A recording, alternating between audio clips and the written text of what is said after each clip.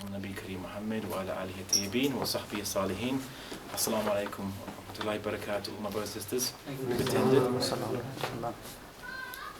It is a very interesting, question. They say, Islam or science. The West is science and technology and knowledge and learning, and Islam is seen as backward and riding a camel and waving a sword and chopping people's heads off for fun. So this is the kind of stereotypes that we see. And we've been told this, and I suppose in the last 100, 200 years, when we had these foreign invasion forces which had superior technology, and they came to our lands and they conquered those lands using their superior technology, and it made Muslims feel inferior, thinking that the ways we follow doesn't seem to work. Why are these people now more progressive than us? What's happened? Why is this the case? We used to be wealthy. We used to be a major power in the world. So what's happening? And into this, the kind of the West has told us. The West has a bit of a history. They have a bit of a dark history. See, the West used to be oppressed by its churches and its religion. Its priests used to say that any new innovation, any new technology, any new study of the science, any study outside of the Bible is evil, is heretical, is from Satan. You can't do it. And they were so oppressed by their church, it traumatized them. They got traumatized, and they got so traumatized that when they discovered learning outside of the Bible, from sources I'll say that in the second half of my talk, where they got these sources from. When they discovered there was knowledge outside of the Bible that made sense, explained the world around them, they said, well, you know what, maybe the church shouldn't dictate to us how we should live, and maybe we can do it for ourselves. And we'll still have religion there, just for praying and worshipping and so on, but we'll study the world and develop science and technology all without interference from the church. And the problem they made was that when they encountered every other civilization, they assumed that we also had the same problem. Like they had their problem, we must also have the same problem. So they go around saying, oh, yes, you Muslims, the problem with you Muslims is you must have been oppressed by your Maulvis, mullahs, sheikhs, imams and so on. They're stopping you doing new technology, and they're saying that shaitan, it's all the work of Satan. So you should also basically leave Islam aside in your day-to-day life. You can pray to God if you want to, but study, science, technology like us. Be just like us. Follow our way of life, our systems, and so on. And you'll be just like us, as progressive, and so on. And they've said, and it was them who said that religion and science is incompatible. They actually said this. It wasn't us. No other civilization ever came to this realization that science and religion are incompatible. Just them, and only because of their own history with their church. And as I said, they are traumatized. It's like they actually do collective therapy, I think. That's what they need. So I think the question is science and Islam compatible? Well, let's think about it, okay? What does Islam talk about? Okay, what does Islam talk about? Islam talks about God's existence, so the creator of the universe. So something that created the universe itself. It says that there are things outside this universe which we're going to encounter after we die, that we originate from, and it tells us about the values of our actions. So the values, the morals, the ethics, what is good, what is bad to do, and so on. Now, does science have anything to do with any of those subjects? So does science is about researching how things exist in the universe and how they relate to each other. So how is that going to have anything to do with Allah, or the hereafter, or heaven and hell, or angels, or anything to do with outside the universe? Or even, how can science tell you what is good and bad? You can't do an experiment and go, I've located justice in this atom, or I've located, being, generous or honest. Yes, it's got this mixture here called honesty theorem. You can't. Science can't tell you about the values of actions. It can't tell you what is good or bad. It just says, well, there's this type of atom and this type of molecule and this type of subatomic particle. That's all it says. That's all it does. So there is no incompatibility. There can never be an incompatibility because science and Islam study two different things. And Islam says, look at science, and you'll see that this was created by God. So you'll look at the universe. So everything that science has discovered, a scientist can come right in, present all his research on the universe, the number of galaxies there are, and the number of mountains on the Earth, and the number of valleys, and the number of planets in the solar system. He can present all this knowledge, and I'll say, great, God made that. now what? Now what are you going to say? Now what can you bring to say there is an incompatibility? Sure. Also, does science make you a better civilization? I think this is an interesting question. So just because you're technologically progressive doesn't make you better. You know, in World War II, the Nazis actually developed superior technology to the English and Americans. This is quite shocking, but they actually did. They were going to develop the first nuclear weapons, and there was a sabotage operation, which there's a famous film done about it. There's a sabotage operation by the Allies to destroy the German kind of nuclear plant before they could develop a nuclear bomb. And the Germans had a better tank. I think it was called the Tiger tank. They had a better tank than the British. It used to destroy many British tanks. And what the British used to do is they used to get loads and loads of their little more crummier tanks and just swarm them. And that's how they would win against the Germans. But the Germans had better technology. Did it make them better? Are they better people because they have better technology? What about, I mean, the communists also were, they actually started much later than America, and soon they actually got a person into space quicker than America did. So, and they got a satellite, Sputnik satellite, they got that into space. The first ever satellite was communist. And America has been existing for 200 years, and Russia came on the scene about 80, 90 years ago, communist Russia, and then they beat America to getting the first satellite into space. So the communists, you could say, is communism now better than what the West has done because the Russians were far superior, or made their technology much more quicker than the West did? So no one's going to say that. So people like to frame these debates like this, and they say that Islam must be bad because it's not progressive, or Muslims are not progressive. So this is a silly argument. But let's go into the issue about science. Okay, say that obviously we want to cultivate science, which I'll say Islam does. What do we need? I mean, okay, what does science mean anyway? I mean, science comes from the Latin word scientia, which means knowledge. And the application of science is called technology. So if people discovered how to make, microchips, they would use it in computers, in your iPhones and so on, and in your iPods and iPads and everything else with an eye in front of it. So, and this is the application of science. It's called technology. So you're applying something. You're applying your knowledge into making a object or tool. Now you need three things to actually get science going, to get your civilization, your country, whatever, to start saying, well, let's start researching science. Let's start researching technology. You need one, curiosity. So you have to be curious about the world. How does the world work? Why do the clouds, float on the particular level they float at, and what kind of clouds are there, and how many planets are there, and what is the mass of different planets, and do all the solar systems have these different planets, and what are the different chemicals in the many compounds we find in nature, and many, many other questions that you can, millions upon millions of questions. You have to be curious. That's one. You must be curious. Two, you must have an ideal. So if you believe in an ideal is something that you, as an objective, you set yourself that you probably can never achieve. Let's say you want to become the most virtuous person, or you want to become the most intelligent person, or most knowledgeable person. These are ideals you set yourself.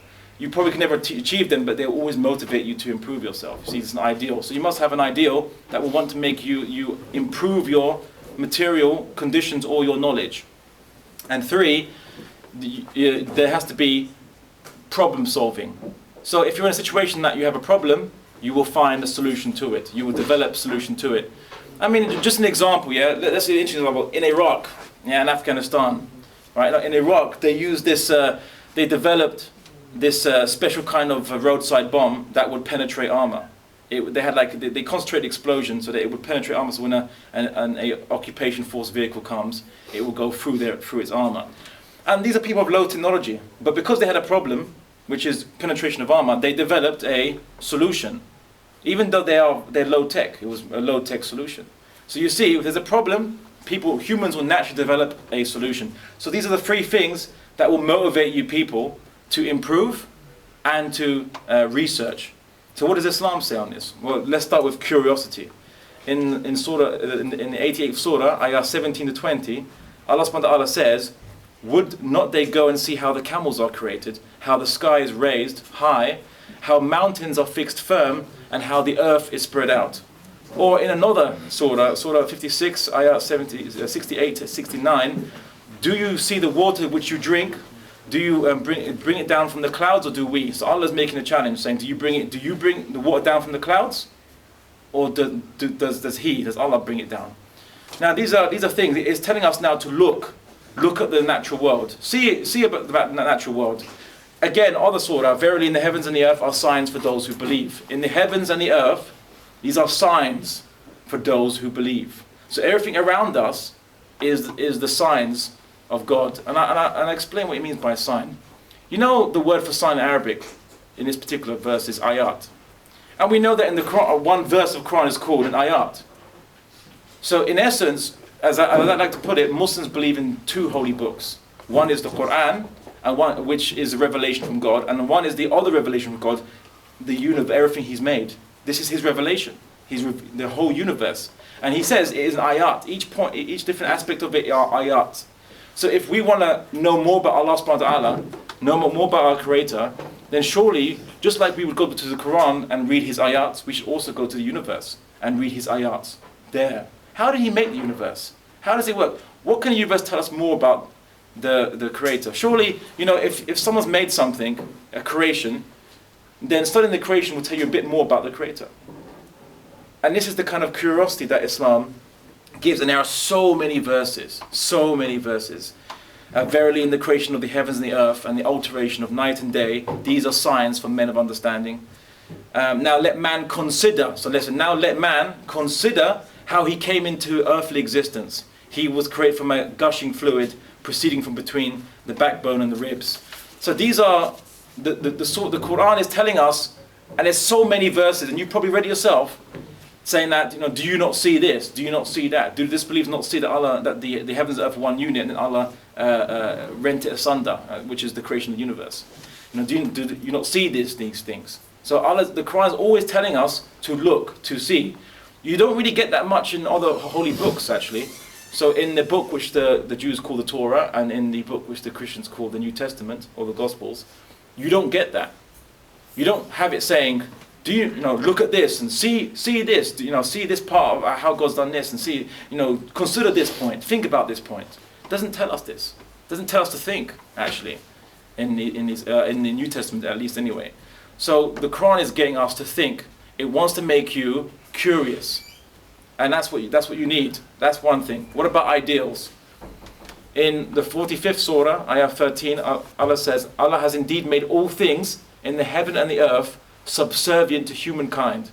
It is all from Him. Lo, herein these are signs for people who reflect. So everything in heaven and earth, Allah's made harnessable. You can harness it, you can use it. If you can get to it, you can use it. And Allah's made it for your use, for some utility for you. Everything in the earth. And what is the most dominant species on the earth? What is it? Humans. We're the most dominant species on the earth. We utilize the resources around us for our own gain. And again, there's a hadith where the Rasulullah ﷺ said, a Muslim is never satisfied in his quest for good until it ends in paradise. So we have to constantly seek the good in this world until we reach paradise. We can't say, well, I'm just going to sit back, wait for paradise to come to me. Not going to happen. Yeah, you have to seek it. And how do you seek it? By doing good, by seeking the good. And I'll get back to what it means by good. In the Surah 62, ayah 10, Allah subhanahu wa ta'ala says, then disperse in the land and seek Allah's bounty. So Allah's commanding Muslims to go throughout the earth and find the treasures and the resources that Allah has left for us. And use it, consume it. And so obviously with due care to the environment, unlike some civilizations, but we can still use these resources in the right way. And again, and this is more explicit, and this is for anyone who's an ascetic, anyone who's like, oh, I must be a spiritualist, I must hide away in some cave somewhere, and or some special kind of construction which you see in some of our countries, and just twirl about and chant, and that's what I should do in this life. Allah made me to twirl about and chant the rest of my life in some little hovel. No, I don't think so. But this is what does Allah say in His Quran, Surah 28, ayah 77. He says, and seek by means of what Allah has given you the future abode, and do not neglect your portion of this world. So seek the future abode, inshallah, the paradise. Seek it, but do not neglect this world. And actually, if you read in the Arabic, it means seek it while not neglecting this world. So you must work in this world to reach paradise. And just think about this, yeah? Why did God put us on this earth for? I mean, this earth is a material earth. It's not a spiritual earth. It's a material earth. It's physical. There's physical things on it. You have a drive to have a family. You have a drive to have a house and to live and to be in security and so on. Why is that? He made you in a material earth because he needs your material actions are the actions that will have meaning and significance for the hereafter. He didn't say just he'll make you an earth. He'll make drives to obviously have a spouse, to have a partner, and drives to be secure and have food and sustenance. And then you say no, God made me to go into some little hovel somewhere, twirl about, chant, and forget the world and not get married and even starve myself for most of the year, like some gurus do, for example. They don't eat for many weeks without no breaking of their fast. In some vain attempt to reach some kind of enlightenment by doing so. This is what they do. But this is what's really intended for us when God gave us a stomach and He gave us obviously the desire to eat, and so that we can't satisfy this, that we shouldn't be satisfying this. It doesn't make sense. So Allah subhanahu wa ta'ala wants us to use the means in this life, the resources He's giving us, to better ourselves, to improve our condition, to research into it, to get closer to Him in knowledge. And of course, what about problem solvings? So what about, for example, let's be more practical. I've given something very general. Let's be more practical. The Prophet Muhammad ﷺ said, removing something harmful on the road is charity. So travelers go on the road, there might be something harmful there, maybe some a diseased carcass of some rotten animal, or you could have some dangerous pitfall or quicksand area, whatever, something you should either remove or mark or something just to show that it's dangerous. This is improving living conditions. The principle behind that would be improving your living conditions. What about the Rasulullah said, whoever fulfills the needs of his brother, Allah will fulfill his needs. So fulfill the needs of his brother. What needs will they be? Obviously food, clothing, shelter, maybe spouse. This is economic ideals. The ideal is now to improve our economy, to maximize the distribution of wealth to everybody, so we all have our needs satisfied. And here's something even more explicit, really explicit one. A Bedouin went to the Prophet Muhammad ﷺ and said, "O Messenger of Allah, should we not treat sickness?" And he said, "Treat sickness, for Allah has not created any disease except that He also created a cure." That's medicine. There we go. This is a blatant, explicit motivation for us now to seek cures for medicine. And of course, this surah number 8, ayah 60, and make against them, ready against them all you can of strength and power, including your steeds of war, to strike fear into the hearts of your enemies, and others besides, whom ye know not. Now here's the thing with this: prepare all you can of material power and so on to strike fear into the hearts of enemies. What does this do? A, it prevents your enemies from attacking you because they're scared of you, so they won't attack you because they know that you'll retaliate. And two, have you not realized, every historian has said this, that the most of the technological inventions that have been developed throughout history have come because of wars. Anyone who's done history, I don't know if you can count this, but World War II produced so much research, including radar and all kinds of decoding. Like for example, they had this special decoding device to decode the German code. They had all kinds of technologies and developments, rocket technology, nuclear power. All this came from World War II. We have World War II to thank for that. This is an aspect which drives most civilizations to improve. The Romans developed all their technology most of their technology because they need to be superior on the battlefield to their enemies. So these are the three aspects: curiosity, ideals, and solving practical problems. And so Islam motivates us to want to solve our problems. We have an ideal that we must be, improving our conditions in this world to aid us to the life to come. So aid us to get to the life to come. We must help each other, improve things, help your brothers and so on. For example, I'll just give you a simple example. The brothers who very kindly set up this event of their own expense did it to help you guys who've come to listen. So now they've obviously had to print out, these banners, and they've had to prepare, and they have to prepare advertising for this, and all these different aspects they had to prepare and improve just to help facilitate knowledge, the transfer of knowledge to you. You see, this is how Muslims should be. We should innovate. We should, in our technology, we should develop ourselves militarily, scientifically, in our research, and we should also get closer to Allah subhanahu wa ta'ala via our research into the universe, like we did before. And I'll get to that in a second now. Now, okay, I've said a lot of things. Now, does Islamic history testify to this? Does Islamic history have any evidence to show that this was practiced, this belief was practiced?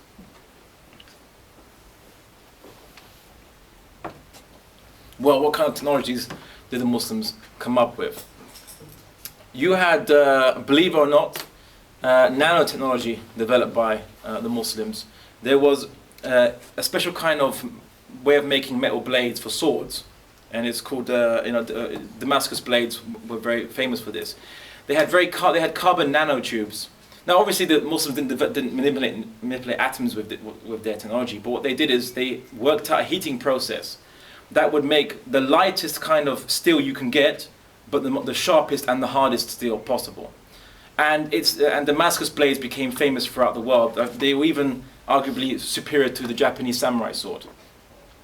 And even now, when you see that if you ever go online to buy an ornamental sword, you'll see that if you can buy swords that have a certain pattern on it, like a wavy pattern on the sword, this is called Damascening, or something, or Damascus. It's a process that was done in Damascus, which is by heating and cooling a blade, you can develop this kind of wavy pattern on the blade. And it's still actually used, the term Damascus is still actually used to describe that, Damascus blades. So that was developed by Muslims, for example, advanced metallurgy using metal. If you look at objects that were made at that time, they have very, very fine and small engravings on them, very minute engravings, and sometimes very precision instruments that are very minute. They had a hollow point needle. Now, if you get an injection, they put medicine, obviously, or whatever treatment into your veins via a needle, and inside there's a little hollow point. And you know how thin that is? It's extremely thin. Now, you imagine going to one of those medieval blacksmiths and trying to make that kind of needle. Yeah, just so you understand, yeah? And the Muslims developed a hollow point needle around the 13th or 14th centuries. So this is something that, or even earlier than that actually. The astrolabe, which was a device which you could use stars to locate your position on Earth, was the medieval GPS system. So, also Al-Jazari in the 11th century, he developed the first basic kind of robot and computer, which was just essentially a automatic system whereby there was this like little boat, and there was these 4 musicians on this boat, and they were playing a tune, and you could program them playing different tunes by taking up pegs and relocating them in some kind of board or whatever, and they would play different kinds of tunes. So it's programmable robot and even a basic computer system. So there was this was done again in 1100s. As for medicine, well, I don't have enough time to go through the Islamic contributions to medicine, but let's start with hospitals, wards, patient records, surgical instruments, which are haven't really been changed much and are still used today, the same kind of surgical instruments. Research into blood circulation, heart circulation, bone fractures, anatomy of the eye, vaccination, and even anesthetics. So you know how they think, medieval times, if you get an operation, it's going to be horrible. It's going to be like Saw 1, 2, and 3 all together. Yeah, but it wasn't. They actually used to have a certain kind of sponge with certain kinds of chemicals on this sponge, and you'd make you inhale it, and you'd knock out, and then they could operate on you. You see, without pain. In terms of, the kind of things that they were developing and thinking about was actually quite much ahead of its time. Ibn Faras, for example, tried to experiment with a prototype airplane where he basically attached wings to himself, and he jumped off a tower. Apparently, according to the records, he flew quite some distance, but then he crashed when he tried to land because he didn't have a tail end to his contraption. And you need a tail to basically control your pitch, otherwise you will fall down. That's why birds have tails. So and this was done in the 9th century. you had, I mean, in terms of physics and science, development of optics and astronomy as well, the mapping of all of the stars and very accurate star charts, working out that the world was round and a globe and proving it. They built on knowledge they inherited from the Greeks. And a lot of people will say that the Muslims just borrowed all this from, Greek thinking in the past, because obviously Muslims encountered Greek thinking. But what people don't say is that Muslims actually disproved many of the early Greek theories by their experiments. Said that actually this is, Galen is wrong, or Hippocrates is wrong, Aristotle is wrong. We've done experiments. This is wrong. We'll have a new theory now, and they improved upon it, or they actually found that they actually managed to disprove the old Greek thinking. So people like to say, "Oh, Muslims just borrowed from the Greeks and just and they just transmitted it to the Europe." Not so. There was a time when obviously Al-Andalus, where I'm from, Spain and Portugal, was under Muslim control, and the universities were filled with European students. At a time when the best library in Europe only had 400 books, the best library in Europe only had 400 books, the Muslim library in Cordoba has close to 1 million. And you have even, and I'm not even talking about private collections, you have private collections numbering 100,000 for rich owners of books. So, and there were at least 60 public libraries in Cordoba alone, which is in central Spain. 60 public libraries. I mean, they didn't have any kind of a public library in the medieval Europe at all. Unless you become a monk and you take a vow of chastity, that's the only way you can get access to a library in most cases. You had, a distillation technique, which I won't go into it, but you can chemically test any kind of chemical or compound, and it will break up into its constituent, chemical compounds, which was the medieval equivalent of one of those atomic particle accelerators, which they used to break matter up and define its basic components. So they had obviously that for compounds and so on. And for economics, for example, the check system, the checking system. So producing a check, where you can go from Morocco, you can write a check and get it cashed all the way in Indonesia. That was Islamic civilization. And remember, that's in a time when there was no computers. So how do you check if the check is right or accurate, authoritative? It worked. The system worked without the kind of con artists that you got today. So this is just some of the many basic technological advances, and I can't go through all of them, but I'll go through one fun section, which I studied military history before I became a Muslim, because I was interested. Now after I'm Muslim, I'm probably illegal to do the same thing. But I was fascinated by Islamic or Muslim military technology, because it was actually much superior to the European military technology. If you wanted to buy a crossbow, for example, at the time of Richard and Lionheart, the best crossbows were bought from Muslim manufacturers. And in fact, the Westerners, like the French, who bought a lot of crossbows, used to call the people that make crossbows for them, like George the Saracen. Give them a little nickname because they couldn't pronounce the Arabic name. Yeah, George the Saracen. I bought this crossbow from George the Saracen. They had grenades which were made out of inflammable oil that you throw it, you light it, you throw it, and it blows up. They had repeating crossbows that would shoot many bolts of crossbows. You had bombs attached to kites, that if the enemy's on top of a castle, you could light the bomb. The kite would arc way down onto the top of the wall and then blow up whoever's on top of that castle wall of an enemy castle, for example. Again, rockets, that's rocket-propelled arrows, which is kind of the RPG of the medieval world. I'm not joking, actually true. And torpedoes. They had a boat that was a kind of half-submerged boat with a bomb in it and a little spike on it. And what you'd light it, it would be propelled forward by rocket-propelled blasters. Not kidding. This is not Thunderbirds. This is actually true. And it would ram itself into the enemy boat. Then the fuse would go and it would blow up, taking the enemy boat or ship with it. Yeah, that was actually torpedo. And of course, the midfa, which is the hand cannon. No, it's not a weapon from a Clint Eastwood movie. It was basically this wooden contraption with a little iron kind of barrel on the front of it, and you just put your gunpowder or the basic kind of or proto gunpowder in with a ball. You light it, and it would shoot. It wasn't very accurate, but it was one of the first things used by Muslims as fire weapons or firearms. And it was actually first recorded. It was used against Crusaders in Spain. When the first recorded use of it was in Spain, that the Muslims used what was called some kind of fire stick that the Crusaders had never seen before, and they were quite shocked by that. So these are just some of the things that the Muslims developed, which was far superior to the Western counterparts. And I'll end with not quotes from Muslim scholars or Muslim historians, but from Western historians. And here's what they said. Fred Wilson, in his book, A History of Science, he said, in contrast to Chinese and Hindu science, Islamic science came to exert immense influence on the West, partly because of geographic proximity of the two cultures, and partly because both cultures shared a common Greek heritage. Islamic science and philosophy emerged in large part in a response to Islamic theological... Missed the part. Oh, it just cut me off. Sorry, where is it? There we go. Yes, Islamic theological assumption that nature contains signs, and that unearthing such signs would bring the believer close to God.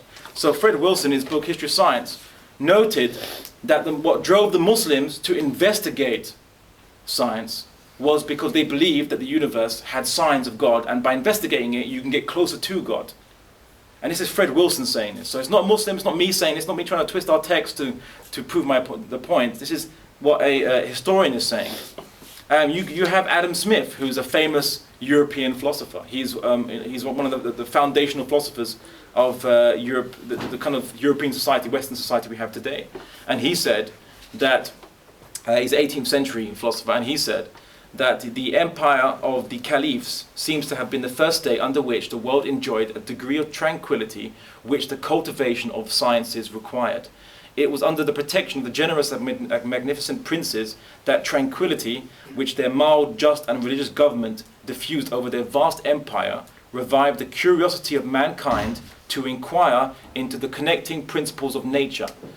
So they were saying that the empire of the caliphs was one of the first states to produce such a tranquility and such a peace and stability, so that people could then focus their attention on looking at what nature is and the principles behind nature. So this is Adam Smith saying this. And I'll finish up with the last quote from Montgomery Watt, who again is a professor or was a professor at the Department of Arabic and Islamic Studies at the University of Edinburgh. And he said, he was talking about the West, for our cultural indebtedness to Islam, we Europeans have a blind spot. We sometimes belittle the extent and importance of Islamic influence in our heritage, and sometimes overlook it altogether. To try to cover it over and deny it is a mark of false pride. Why did the European Renaissance begin? The European Renaissance, they had this dark ages of this oppressive church, and then they had this Renaissance where they discovered all this learning outside of the Bible. Where did they get it from? It was by contact with the Muslims in Al-Andalus and also the Crusades into the part where Palestine is today. They encountered Muslim technology, Muslim learning, and this actually jolted their thinking into truths outside of their Bible that they didn't realize before. And did you know that Oxford University, one of the first universities, or the first university in England, was started up by a monk who had, after Cordoba was conquered by the Crusaders, he found a whole bunch of Arabic books, took it all the way back to England in a monastery in Oxford, and started teaching Arabic to translate these books for students to learn about this knowledge. And Oxford University was set up on the basis of these books that he borrowed from the Muslims. And this, brothers, I think should give a decisive proof to us that if we want to reclaim our past heritage of being the foremost in science and the foremost in research and technology, we shouldn't just look to imitate the past or imitate the West. We should, in ourselves, heed Allah's words and develop the curiosity to get ourselves close to Allah subhanahu wa ta'ala, and to develop the love of Allah through investigating His creation, and approach the problems that we have in our lives and solve these problems and find new ways to solve these problems and achieve the objectives that Allah subhanahu wa ta'ala has mandated upon us to worship Him in the best possible way, by helping each other, by working for the common good of all Muslims and even non-Muslims. As we as Muslims, this is our obligation. Anyone who wants to get to paradise does not lie in going to a hovel, twirling around and chanting. It lies living in your life and trying to find the best way to get to Allah and find His pleasure on earth. And as you know, we can never have Allah's true perfect pleasure because no one is perfect.